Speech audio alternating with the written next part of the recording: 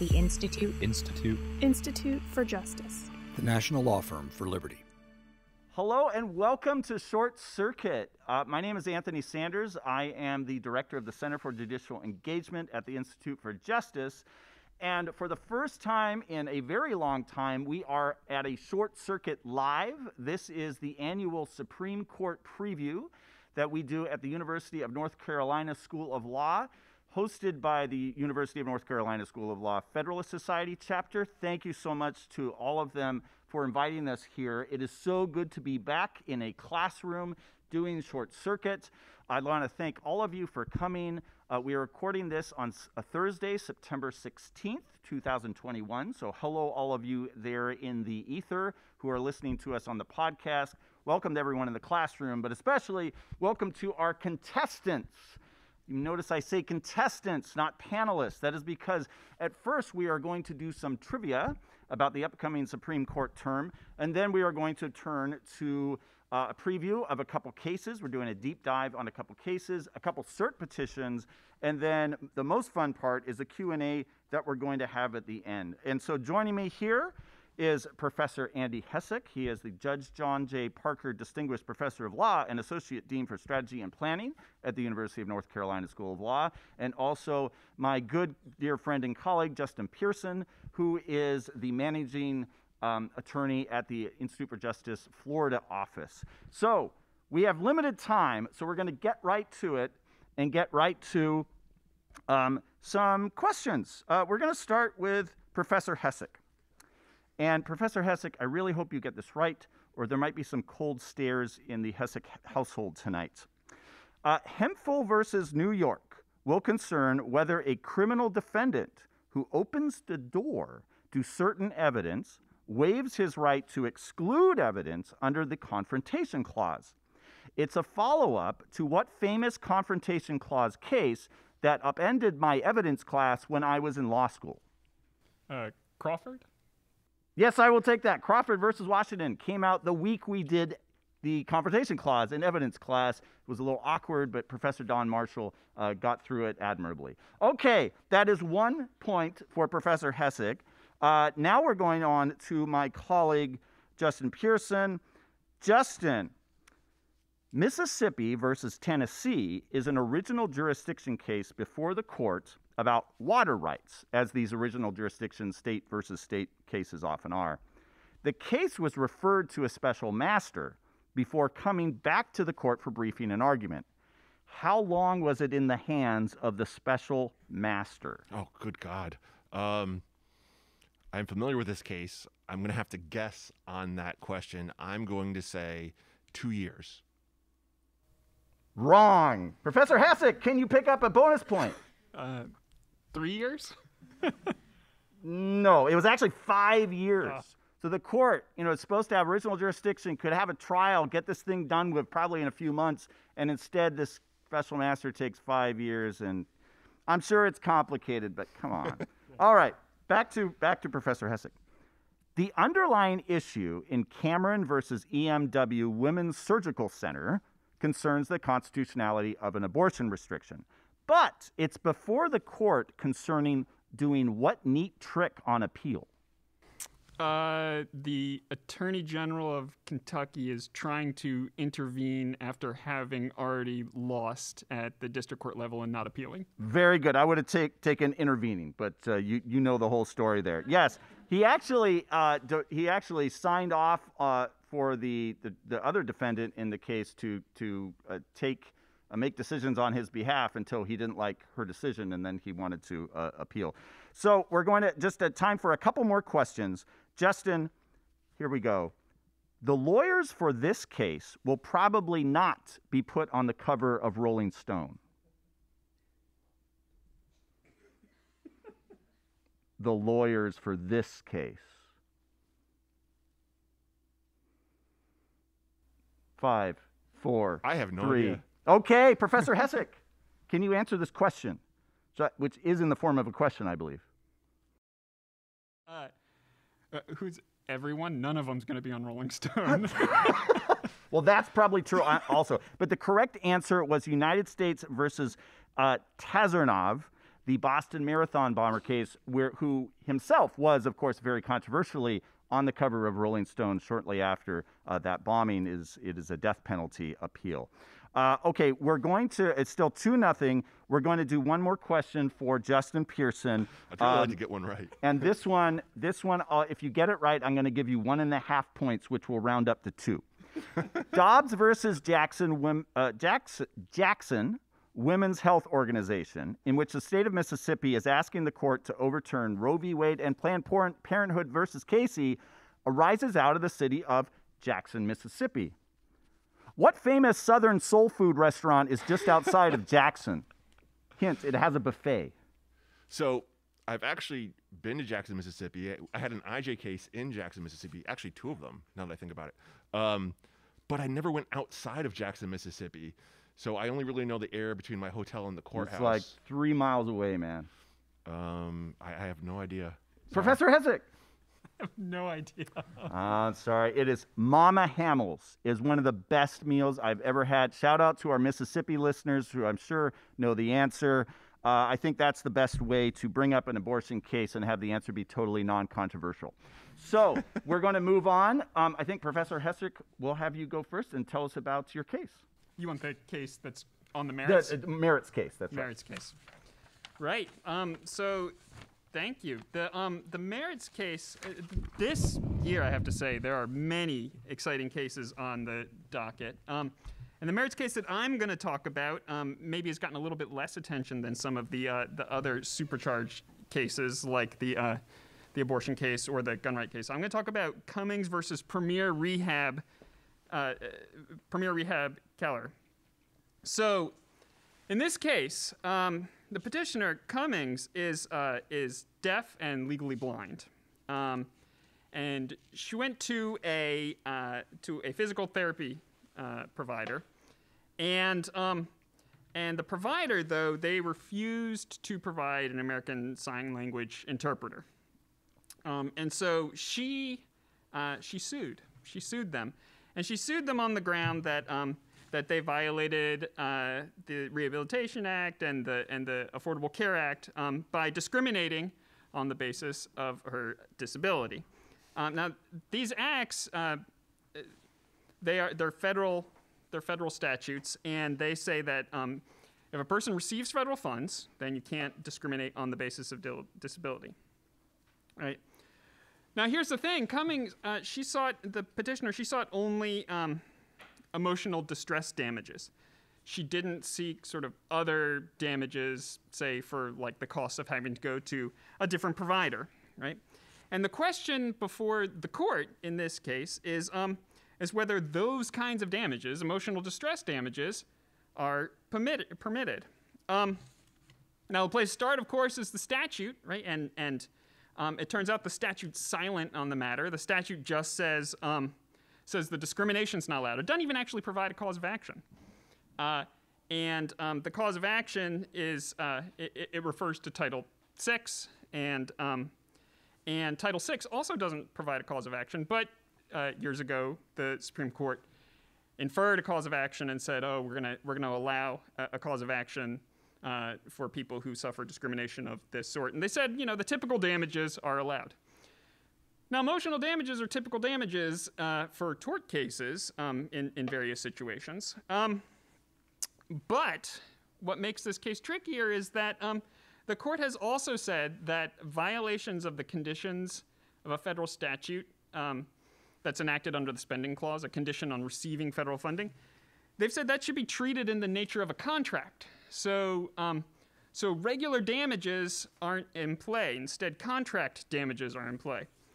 And the theory behind it, why we treat it as contract, is that we say, look, the spending clause legislation, it's essentially a contract. They're offering you money, and you take that money in exchange for agreeing to abide by the terms of the federal legislation. Now, emotional damages typically aren't allowed in contract actions.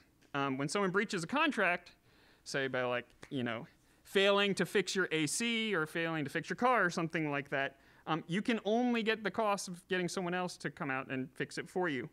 You can't recover for sort of the rage that everyone feels when that happens, right? Now, so on the other hand, there are exceptions, and that's what makes this sort of, that's why the court took this case. There are exceptions.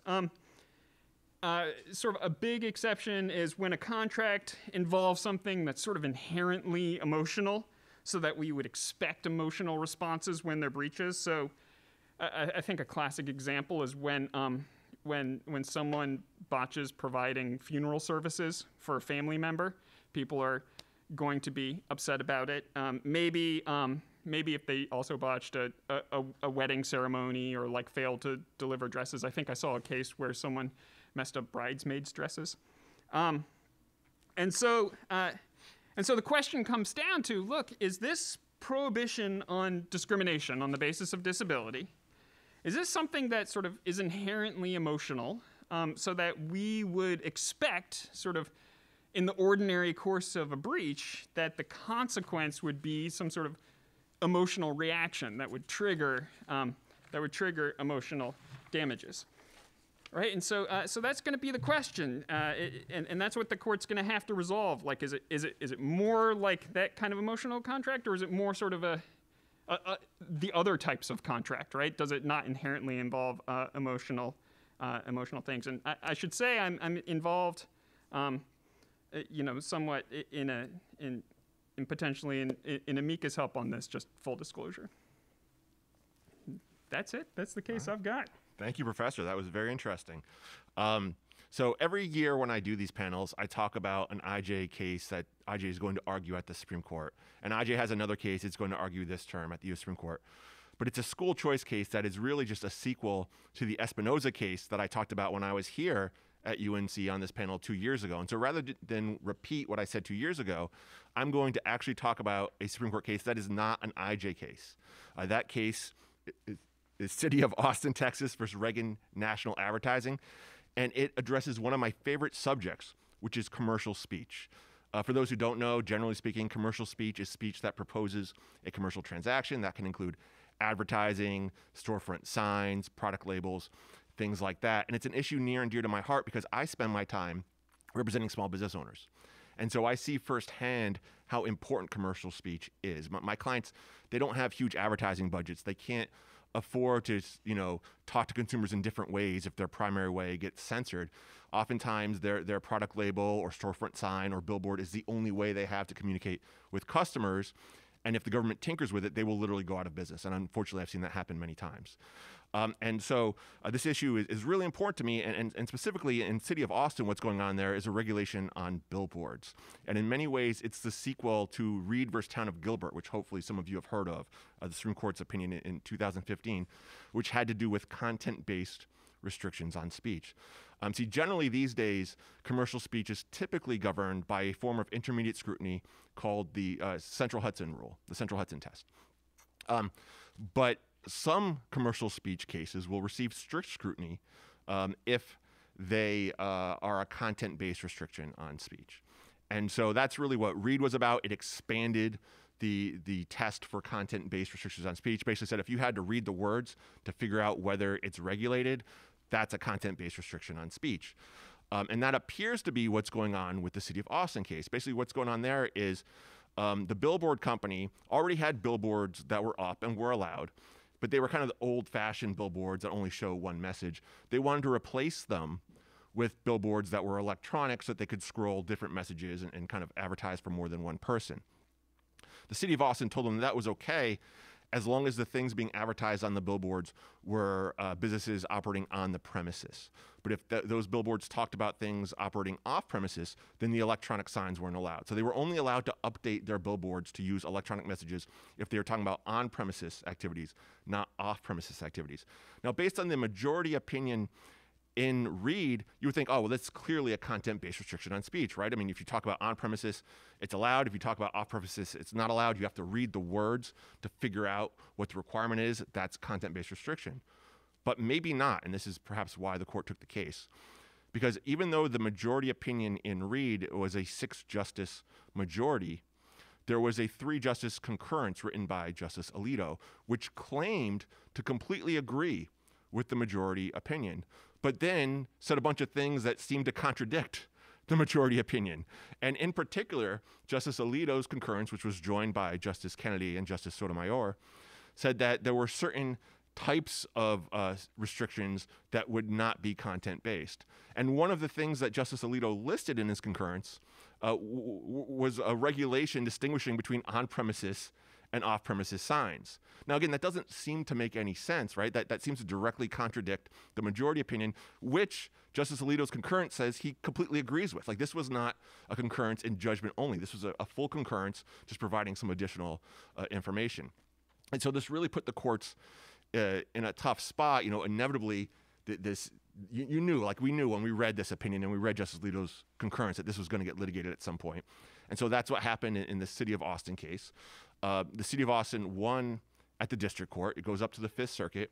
And the Fifth Circuit did something which I think is probably the right thing for the Fifth Circuit to do, is it said, you know, we see what Justice Alito wrote in his concurrence, but Justice Alito said that he was agreeing with the majority opinion. And under the majority opinion, this is clearly a content-based restriction on speech, and strict scrutiny applies. And so the Fifth Circuit ruled in favor of the billboard company.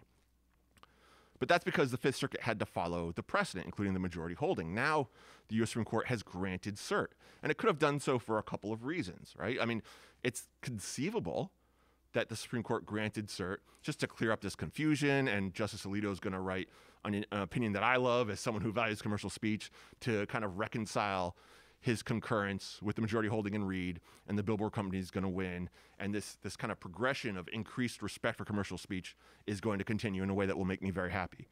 But it's also quite possible, and something that I fear will happen, is that even though Justice Alito said he was agreeing with the majority holding in Reed, that he wasn't really agreeing. And what's going to end up happening is he and Justice Sotomayor, who signed on to his concurrence, are going to join up with the other two justices who, in Reed, concurred, but only in the result. They didn't agree with the expansion of the content-based restriction test.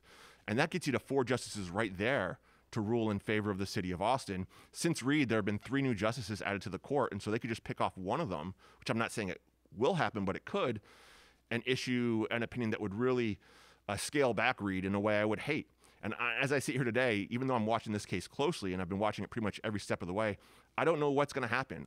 Unfortunately, I fear that Alito's concurrence meant what it said, at least in terms of the list of restrictions, not when it was agreeing with the majority holding. But I hope I'm wrong. I hope the court continues to respect commercial speech. I'm very happy that commercial speech has received more protection over the years. Frankly, I don't think commercial speech should be treated as a second-class type of free speech. If it were up to me, it would receive strict scrutiny. I thought we were heading in that direction, and hopefully this case won't derail that, but we'll have to wait and see. Well, thank you both for that explanation of a couple merits cases. Now, it's well known that the Supreme Court gets all kinds of requests for people to take their case. I didn't check the exact numbers for this last term, but last number of terms, it's something like 10,000 cert petitions are filed every year. Of course, there's a decreasing, even more decreasing in the last few years, number of cases they actually take and have a full briefing and merits oral argument. You know, there's this shadow docket stuff people are talking about, but that's not really that many cases either. And so to get a case to the Supreme Court takes a lot of work, some very good lawyering, some help from your friends, amici who in support. And so we're going to hear about a couple cert petitions that just might have a shot and be one of those special someones that the court is going to take. So Professor Hessick, start us off with your cert petition for today. Yeah, sure. Thanks. Happy to do so. This is my 3rd year doing this, and I'm 1-1 in terms of cert predictions. That's a pretty good record when it comes to cert. It's way better than the whatever it is, 1% that gets granted. So see if I can do it this year. So the case that I want to talk about is Torres versus the Texas Department of Public Safety. So Torres, he's a military veteran, and he's also a Texas state trooper. And while he was serving as a trooper, he got called up from the reserves to go serve in Iraq. He goes over to Iraq, and while he's there, he suffers lung damage. Right? He suffers lung damage. So the lung damage, it prevents him from continuing to serve as a trooper. So he goes back home, and he goes to the Texas Department of Public Safety, and he says, hey, I would like a different position. I'd like an accommodation. for this disability. And Texas refused. It said, be a trooper or be fired. And so he resigned, and then he filed suit. And he filed suit under a federal law, long name, the Uniformed Services Employment and Reemployment Right Act, which is known as USERRA, right? That's the acronym USERRA. It prohibits discrimination against veterans on the ground of disabilities they acquired while serving in the military, and accommodations have to be made, right? Reasonable accommodations have to be made. And so Mr. Torres sues, and he's seeking many different forms of relief, but he's seeking money in particular. Now Texas, in response, it does as states do, and it asserted sovereign immunity. It said we're just not subject to suit, and the Texas state courts agreed, and so they dismissed the case, right? And so that is the question in the petition, right? Does Texas have sovereign immunity against this suit? And the question is interesting given the sovereign immunity cases that the court has decided over the past few decades, really. So the basis for USERRA is the various war powers all throughout Article 1, right? The raise and support an army and navy and the regulations and whatnot for the military and even the militias when it's in times of conflict. So the Supreme Court has held, look, as a general matter, Congress, you can't abrogate sovereign immunity, right? This immunity that states can assert against any claims by an individual. You can't abrogate this immunity under your Article 1 powers, right? So if someone sues a state under a federal law, and this federal law is pursuant to Congress's standard Article 1 powers like the Commerce Clause, then the state continues to have sovereign immunity even if you tried to destroy it. Congress is just there. There's an exception that the court has recognized, a small one for bankruptcy, but we'll put a pin in that for a second and come back to it. Now, Congress can abrogate under other provisions of the Constitution, like, so say Section 5 of the 14th Amendment. It can use those powers in order to overcome state sovereign immunity. All right, so one would think, like, wait a second, so this means there's an Article 1 power, and so Congress can't abrogate state sovereign immunity, end of story, right? But not so fast, and here's the thing. And that is, even though Congress can't abrogate sovereign immunity maybe under its Article 1 powers, there's a separate argument that the Constitution sometimes abrogates state sovereign immunity. By ratifying the Constitution, by joining the Union, the states gave up some part of their sovereign immunity. And it's just like part of the Constitution, right? Part of the scheme established by it. So, for example, the United States can sue states and can overcome sovereign immunity because by ratifying the Constitution, the states just like agreed to it. They say like, okay, we can be sued by the United States. So too, states can be sued by other states, right? Sovereign immunity doesn't get in the way. It's sort of the Constitution itself abrogates sovereign immunity. Now, this theory has been extended into some substantive provisions. It was very recently, the court, it was just last term actually, the court said, use this same theory to say like, well, when the federal government delegates its eminent domain power to an individual, that individual can use that power to take state land. And state sovereign immunity doesn't get in the way. The Constitution sort of contemplates that states won't have resistance to federal eminent domain power. And so the court has recognized this theory. It even recognized this theory in the bankruptcy cases that I talked about earlier, in those Article 1 bankruptcy cases. It sort of suggested that the Constitution itself abrogated some parts of state sovereign immunity. So the question, right, the question in this petition is, well, do the war powers fall into that category, right? Are these military matters just something that are like inherently federal, and there's something that the states have just agreed to relinquish control over, that and so like when it comes to military matters, they just have to do what the federal government says. They can't assert sovereign immunity. And so why do I think that the petition will be granted? Well, for one thing, the Texas courts, they struck down a federal statute, right, as unconstitutional. They said, like, no, our state sovereign immunity gets in the way, so you can't have this recovery. Number two is that it involves just tons of people, tons of veterans who potentially might sue under this law, sue the state. Three, there's a conflict. Four is that, it does raise the question, what is the U.S. supposed to do if a state is discriminating against the military? The U.S. might sort of, the U.S. might sort of, are they just, they're not going to just talk to the state, they're going to sort of try to force states to do what they want, and they're going to take pretty, significant measures, I would think, and the courts avoid tension. They reduce tensions, right? They're sort of civil, diplomatic ways of resolving these problems. So anyway, the court has called for the views of the Solicitor General. Solicitor General has not yet responded, but I see it as a very good candidate for cert. Thank you. And Justin? Thanks, Anthony.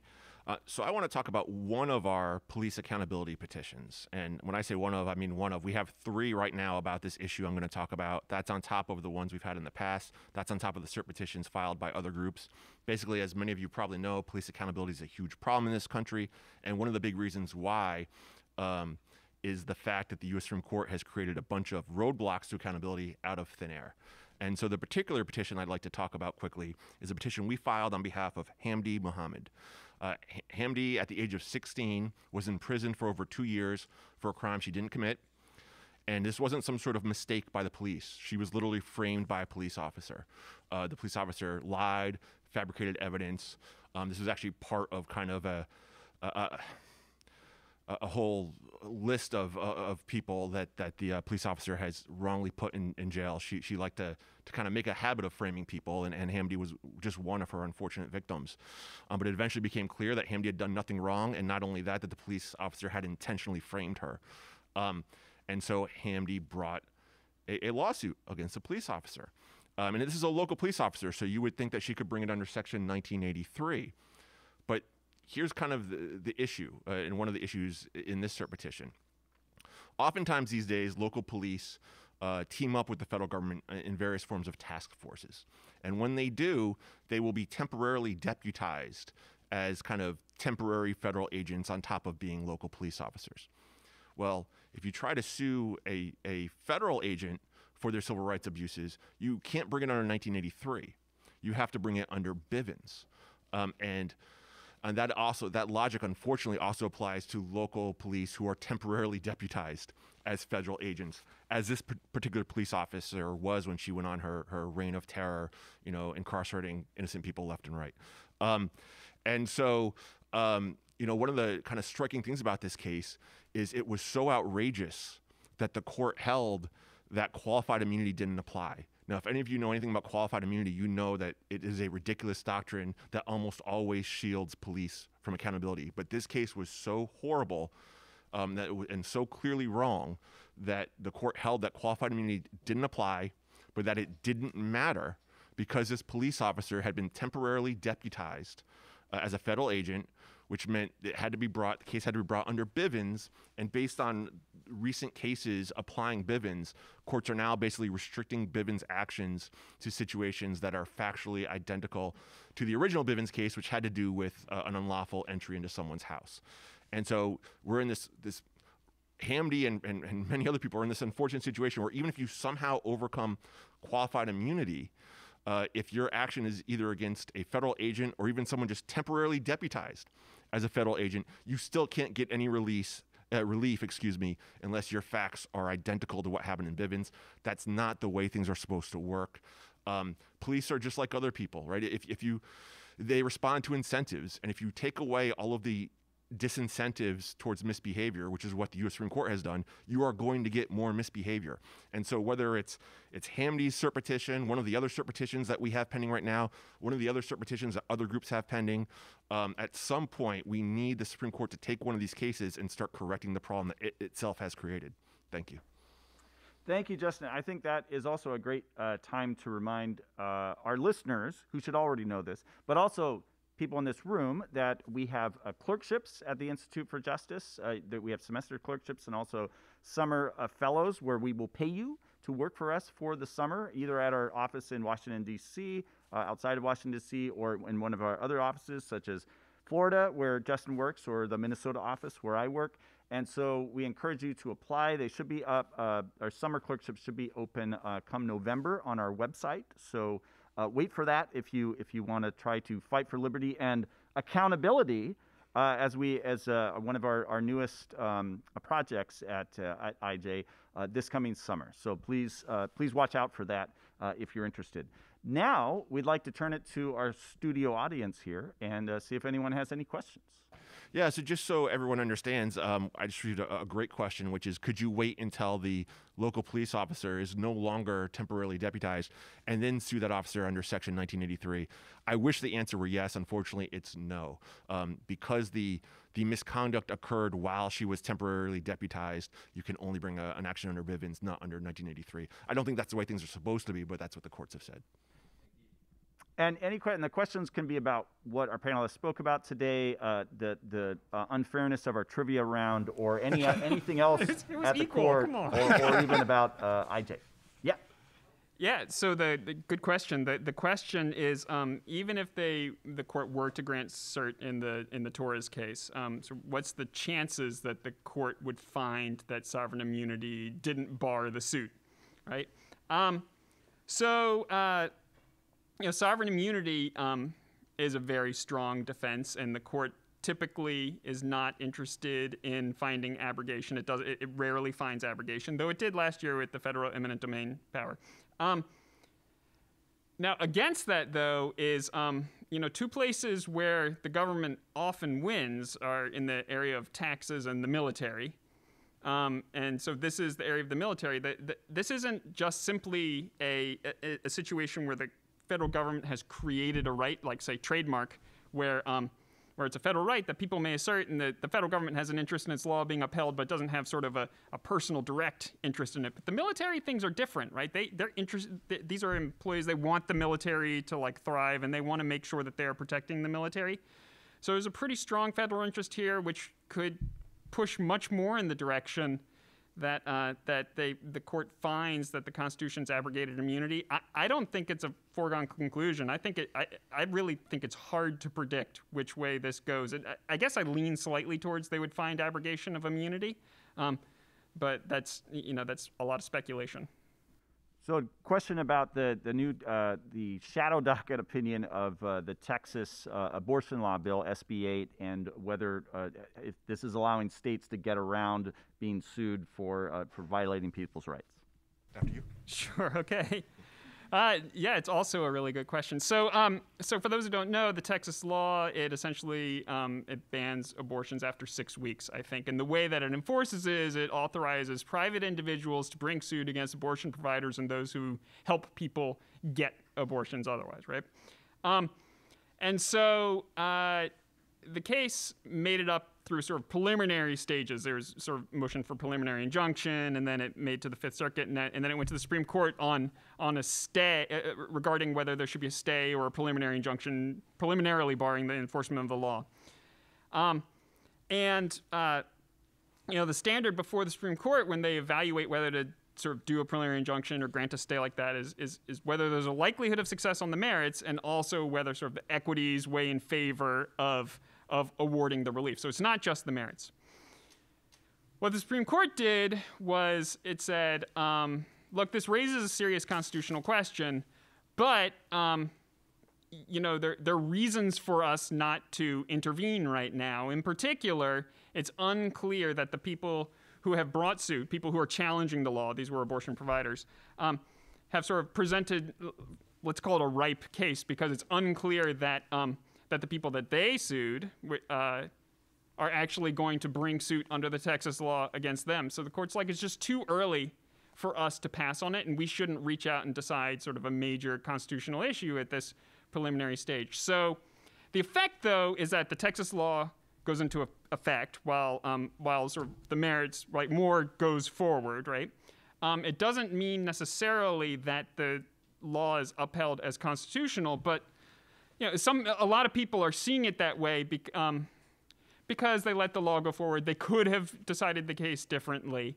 And I think that's a fair conclusion, but I wouldn't put too much weight on it. I think the Dobbs case is really going to be where we figure out what's going on in abortion law. This might be a little bit of a preview, but it's unclear just how much it is.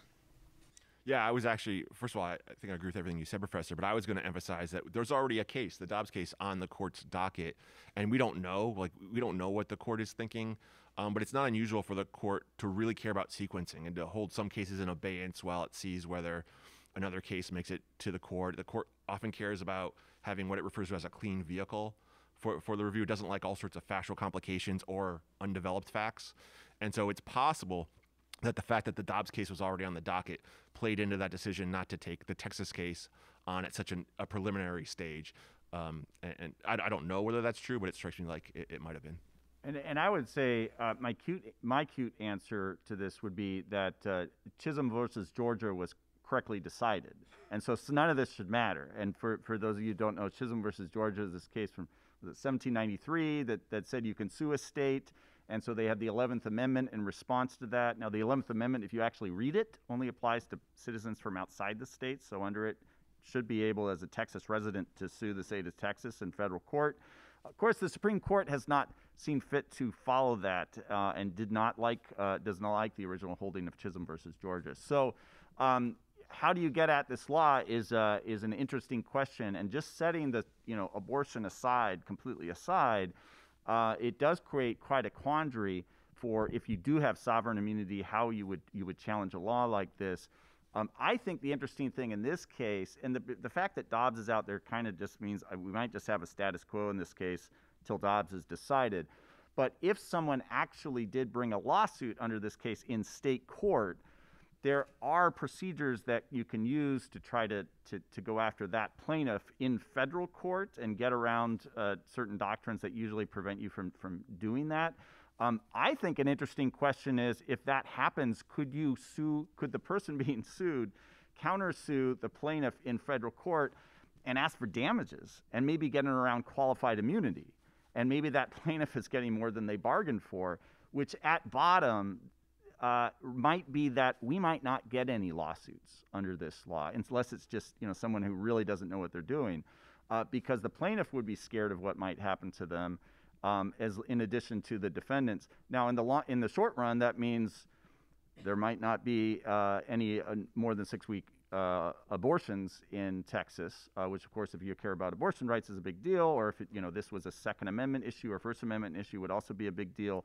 But it also means I don't know if we're going to really have a test case in this matter, also, which is a very strange situation. I hope we don't have it going forward and with other rights, as you allude to. We have time for a few more questions about the Supreme Court's vanishing docket. Well, can I just say that that's a real issue? The Supreme Court takes less than half the cases it used to take just a few years ago. And it's not that the cases aren't out there. There are tons of circuit splits. I really wish the Supreme Court would take more cases. That's absolutely true. And then we could have more to talk about in Supreme Court previews, for one thing. This goes to another issue, which is you hear about preliminary injunctions and the shadow docket, and how we don't like that the Supreme Court is taking these cases out of turn. The Supreme Court has lots of time to do this, and so I wish it would actually do more of that. And instead of having a district court judge that has a preliminary injunction, and then we have all this this business that we've been worried about the last few years, the Supreme Court could clean a lot of that up. Yes, a question. So the question is about shadow docket, if we're going to get more shadow docket or less, because it seems like some justices are kind of fed up with what's been going on. A great question. Professor Hessick, what your thoughts on that? Well, it is a really good question. So, I mean, a lot of different things are at play in the shadow docket.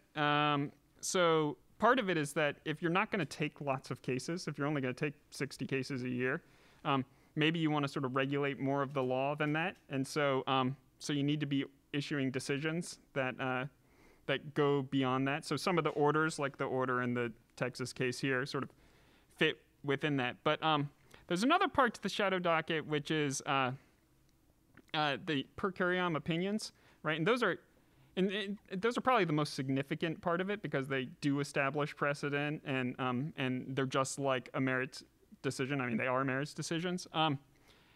And there are some areas of law, I'm thinking qualified immunity in particular, which really is the product of per curiam decisions, that really need to be cleaned up because these decisions come out and they sort of point in one direction. They're almost always granting qualified immunity, except for recently there's 1 or 2 exceptions, but those cases are really bad. And bad meaning the facts were bad and everyone's like, yeah, they shouldn't get qualified immunity. But there, I think that in that area of the law and some of the other areas of the law where they tend to use those per curiam opinions, they could really use good full briefing and really flesh out the law, clean it up. Qualified immunity needs some cleaning up, for example. And so I think and I hope that they could go in that direction. And if they did that and sort of dispensed with a lot of those per curiams, that would be really good, and it would really reduce sort of the effects of the docket. Yeah, I personally hate the name shadow docket. It was invented as a title for a law journal article, and it got attention, and I think it makes things more controversial than they otherwise would be. And in some ways, I guess it's good to draw attention to something. But that, even though the shadow docket name is a relatively recent invention, like this approach has existed for a very long time. That doesn't change the fact that it's less than ideal, right? I agree that it's better, all things being equal, to have cases fully briefed when you can, and especially now when the court is accepting so few cert petitions, you would think that they would have time to accept more instead of relegating cases to the so-called shadow docket. And so I totally agree with that, and I agree with everything the professor said. But I just want to point out that the shadow docket in and of itself is not necessarily something nefarious, regardless of what the name implies. Well, that's all the time we have today. So I want to thank our champion, Professor Hessick. I want to thank our runner-up in good sport, Fair questions. Justin Pearson. Thank all of you for coming here today. You can, as I said, check us out for clerkships. Also, this is a Short Circuit. Will be out soon, the Short Circuit podcast. You can also check out our sister podcast, Bound by Oath, which is currently talking about immunity and accountability issues in our second season. And I would also ask for both the listeners and people in this room to get engaged.